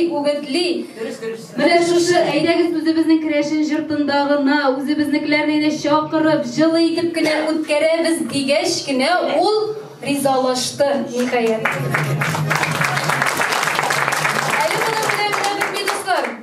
Афишаларны чыгаргач, Лена Бичаринаның юбилей кичәсе була дигәч, Людмила Даниловна безнең телефоннар шартлы язды әйме. Теге районнан да киләбез дип шалтыраталар, без 15 кеше киләбез, без 10 кеше киләбез, без 7 кеше киләбез диләр. Ә без бит башкатты ничек сыйдырабыз безнең кичкенә генә залыбызга дип. Менә Елена Исмагиловна, никадәр яраталар сезне. Кәрендәшләребез, тугры тамашачыларыгыз, көчкә сыйдырдык бүген залга.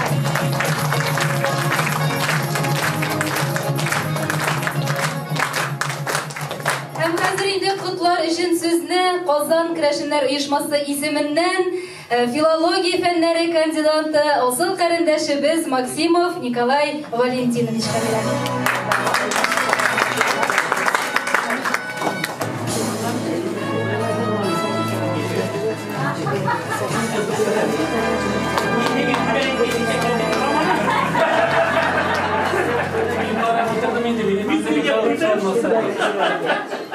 Приказ есть.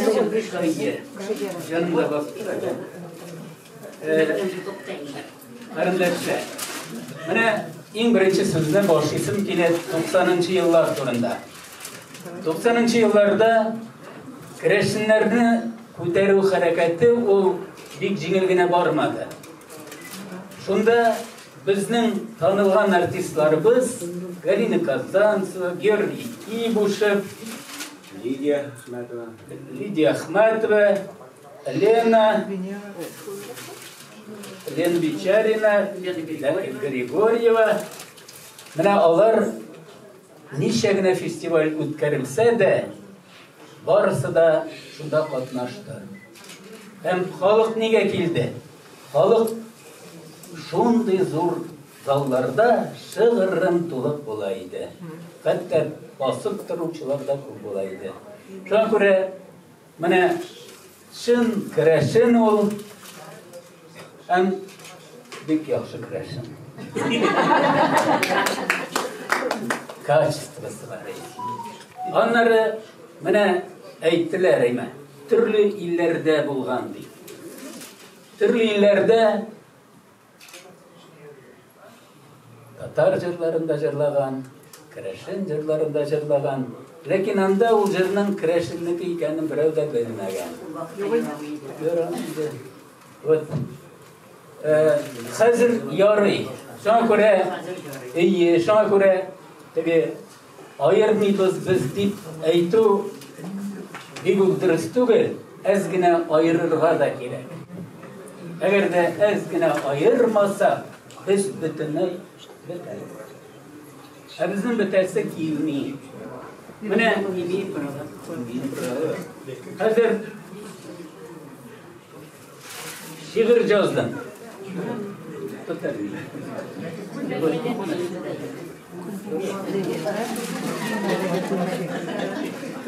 Лена җырлый, дөнья халкы тыңлый.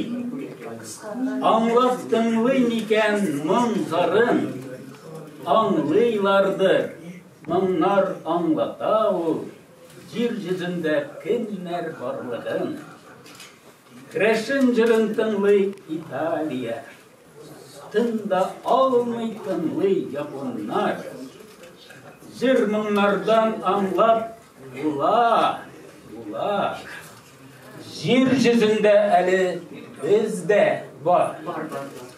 Керәшен җырын тыңлый француз халкы, уйга батып тыңлый германнар. Җырларда безнең кайтаваз, җир йөзендә әле Керәшен бар. Керәшендә бар. Амин.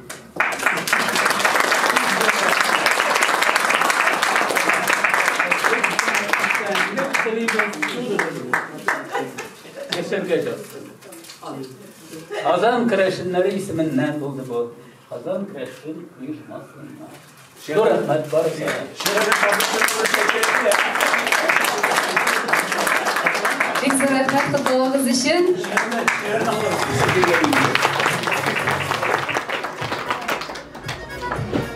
Sırğal okuylarım ay bildendir. Altınçılar kıyıp birgendir. Koşların küzlerin ay kilgendir. Bir kıdayım süyüp birgendir. Aktı yağillerden ağıp kile sarığına ballı yaprak. Kalık karşısında sin tırasın may kıyaşı kıvık jaltırapşın bitey mi? Buharlardan aldırdın mı elle in başındağı hocalıkna? Sin sırağan sayın birsin kıday isenlikkey bilen sağlıkna. Senin kullarında al şeşek, bizning kulubuzda gül şeşek. Bizning jaratılar kubrak bulur, mosqallarga salib o'lshasak. Men seni bek jaratam Lena, esenlik sağlık dileyim, tamda shulay do'st bo'lib, aralashib yasharga nasib bo'lsin. Limit bitta, Lutfilanda ko'rsatib turasiz. Rahmat, Çok rahmat hammangizga. Lena Hanım, mene ko'rasizdir, eyme zalda ko'pmi qarindoshlarimiz o'tira. Şu odamlı qarindoshlarimiz orasidan shulay Tataristonning ot qozongan artisti Oleg Faziljonov. Tatariston ot qozongan artisti Lena Grigorieva.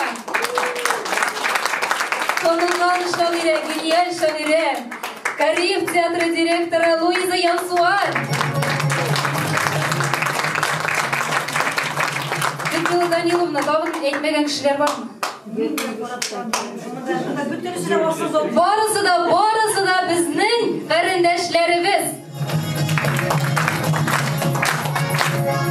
Исмәгыйловна, шул кадәр бердәм, шул кадәр тату qarindoshlarga багышлап бер керәшен халык җырын башкарып китегез әле. Була инде әлбәттә. Берәү генә түгел, икәү. Так. Gittik balalar.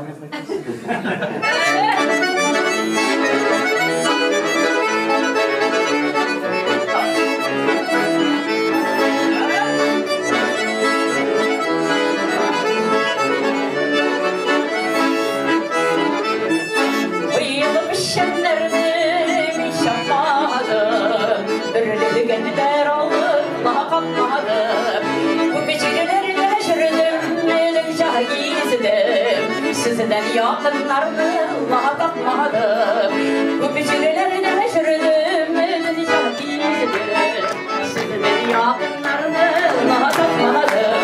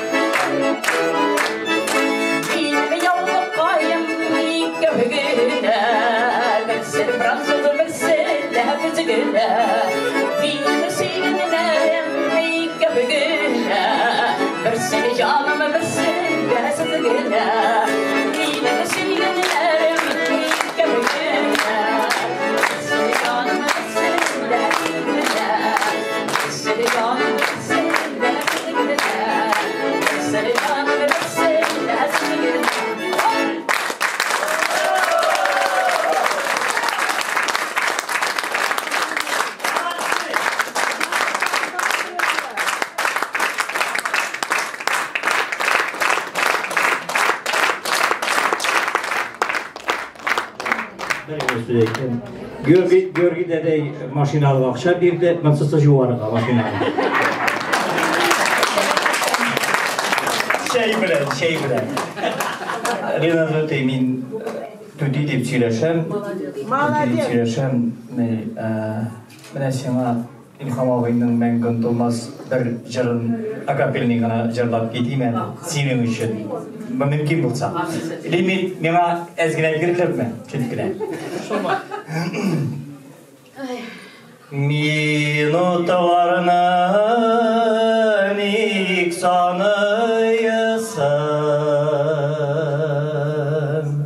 Vakıtın bir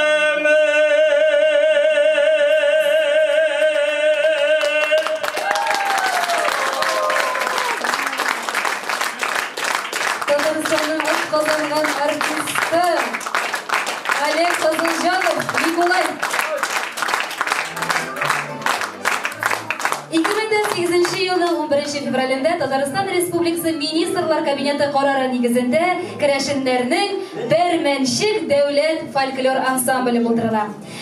Берменшик ансамбле барлыкка килү Лена Бичаринага яңа иҗат дәртестәп җибәрә. Газиз халкының үз дәүләт ансамбле барлыкка килү канатлар куя аңа. Яшь ансамбль өчен ул остаз да, әни дә, югары дәрәҗәле һәм тәҗрибәле профессионал буларак та ярдәм күрсәтә. Чыгышларын куәтләп, алар белән иҗади сәфәрләргә дә чыга. Берменшикләр аңа үз балалары кебек якын.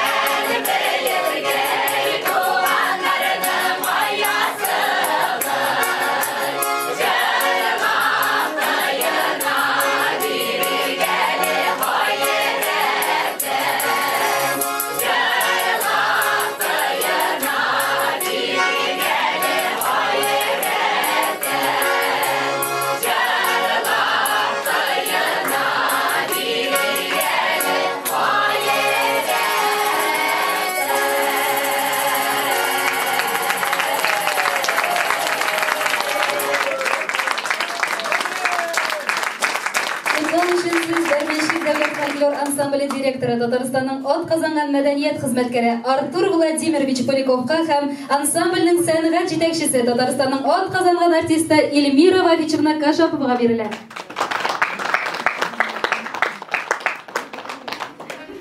Хөрмәтле Лена апа, сразу биреп куйды. Хөрмәтле Лена апа, хөрмәтле менә тамашачылар, менә шушындый матур искиткеч жылы кичәдә утырганыбызга, менә сөенеп, рәхәтләнеп, уялмыйча көлеп, рәхәтләнеп, дәртләнеп утырдык. Лена апа, чыннан да сез май кояшы, чыннан да сез безнең минем якташым, чыннан да сез безнең устазыбыз, безнең ансамблебезнең терәге, сез безнең карап торган рәхәтләнеп дәртләндерүчесе безнең бердән-бер түтиебез безнең. Аллага шөкер. Менә бүген бик матур җырлар җырланды, бик матур сүзләр, катлаулар әйтелде. Менә шушы җырларда һәм әйтелгән сүзләрдәге һәрбер менә хәреф әйттеләр, менә шушылай дип, хәреф узынлыгы гомер телибез сезгә. Исән сау булыгыз, матур яшәгез, рәхәт яшәгез, бергә яшик. Бик зур рәхмәт. Инде сезгә машиналарда булдыгыз, жуатырганда бар, менә бусы правага, яме?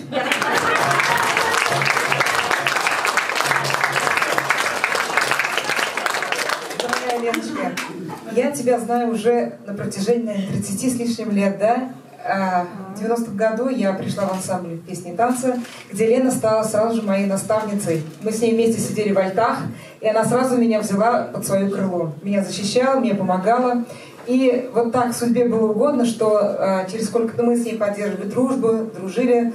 И так получилось, что в 2008 году, когда создался государственный фольклорный ансамбль «Кряшин Дровенчек», она опять же взяла меня под свое крыло, куда меня привела в этот ансамбль на кастинг, и где вот я уже на протяжении 13 лет работаю. Лен, спасибо тебе за твое наставничество, за все. Я тебя очень люблю. Я тебе желаю самого главного здоровья. Самое главное здоровье. Оставайся такой жизнерадостной. Понимаешь? Когда ты... Вот я когда к тебе приходила домой, ты говоришь, мне ничего не надо, мне не надо никакого вечера, мне ничего не нужно. Но когда ты вышла сегодня на сцену, ну, на эту сцену, да, ты, когда запела, все, от тебя идет харизма, от тебя идет энергия. Вот оставайся такой. Ты нам всем нужна.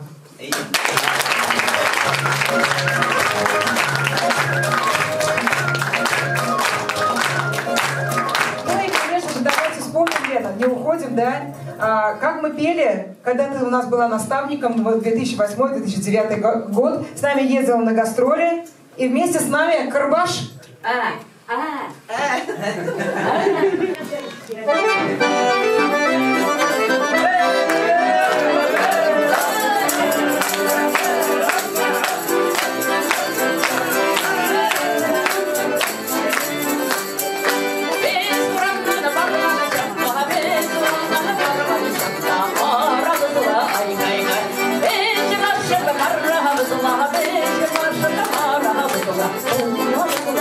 Hey,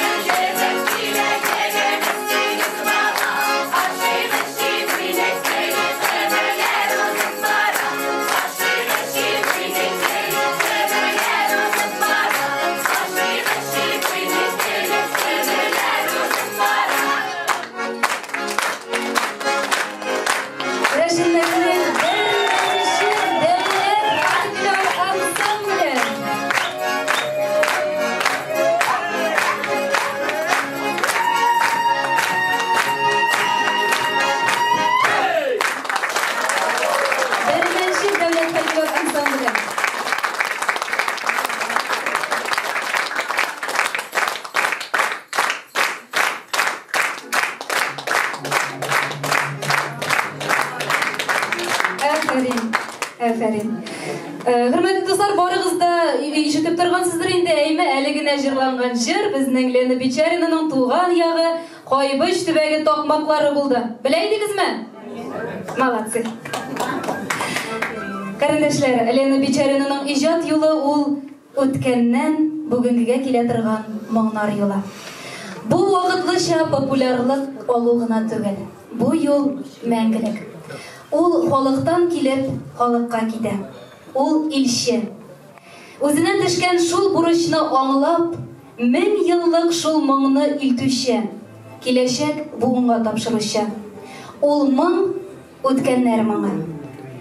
Лена ханым, бүгенге җылы матур кичәбездә азагына якынлашып килә.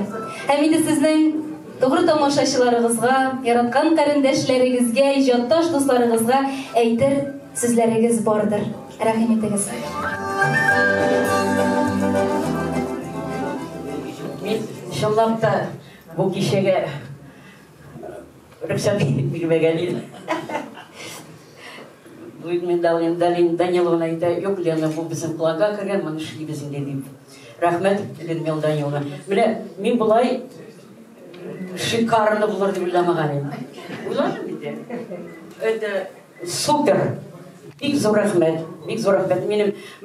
Мине яратып, мине хөрмәт итеп килгән тамашачыга, якташларыма, дусларыма, артистларыма, менә бөтенесе.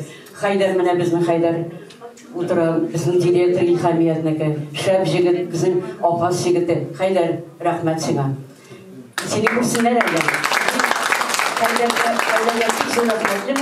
Bizim ol direktör, bizim balalar kebek aşata, jıplata, terbiyeli, erli, işledi. Rahmet Haydar. Min sina bik zor rahmetim. Ferdinand'a, mağayn yaktaşlar koyuş bilen apasını kılamış olup bik ongan kişilerden de biliyorum. Hatta mamadışlar, şulay, mamadışlar şulay. Min şındakta bik zor rahmetli, eyle mine bizim rejissör, eyle молодец. Молодец. Пятерка с плюсом. Менә шындап та жыллар үтә, ялкаулана башлады. Кичәләргә дә җөрисе килмәй, юбилейда үткәрәсе килмәй. Шындап та менә шулай мине хөрмәтләп, шундый кичә оештырган өчен мин һәммәгезгә бик зур рәхмәт. Мине яратучылар бар икән әле яшәргә була. Тагынчыкларга булыр Алла бирсә. Рәхмәт.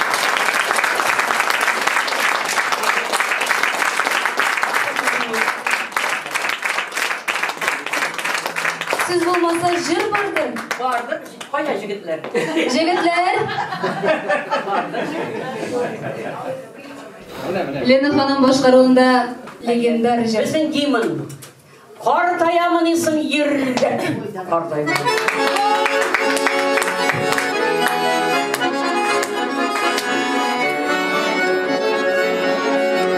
Birgelep koşulup jırlap oturabız. Әкірінгіне сүйдірмейші яшілік өмірімді Елім бірді қартаймын амамна бейдіргеді Артаямын ешім еді Аңқайлар сыласаны Үмітті ешім үлері жырларда жырлансаны